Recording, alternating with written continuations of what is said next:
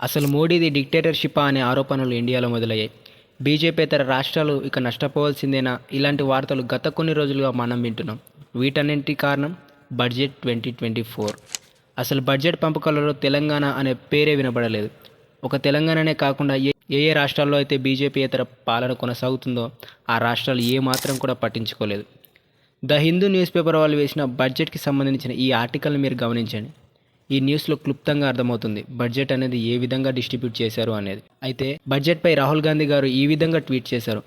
ఇది కుర్సీ బచావో బడ్జెట్ అని, ప్రధాని మోడీ తన కుర్చీని కాపాడుకోవడానికి చేసిన బడ్జెట్ అని విమర్శించారు. ఈ బడ్జెట్ని ఆంధ్రప్రదేశ్ మరియు బీహార్ లాంటి రాష్ట్రాలు బ్రహ్మాండంగా ఉంది అంటున్నాయి. కానీ బీజేపీతర రాష్ట్రాలు మాత్రం మాకు అన్యాయం జరిగింది అని ఆరోపిస్తున్నాయి.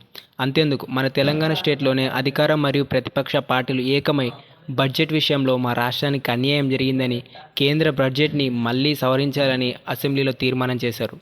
అయితే ఈ బడ్జెట్ ఎఫెక్ట్ అనేది అందరికన్నా పేద మరియు మధ్యతరగతి ప్రజలపై ఎక్కువగా పడుతుంది. ట్యాక్సెస్ మాత్రం అందరి నుంచి వసూలు చేసి బడ్జెట్ పంపకాలు మాత్రం కొందరికీ అనుకూలంగా చేయడం ఏ మాత్రం కూడా మంచి పని కాదు అని నా అభిప్రాయం. దీనివల్ల మోడీ గారి పాలనకే చెడ్డ పేరు రావడం జరుగుతుంది.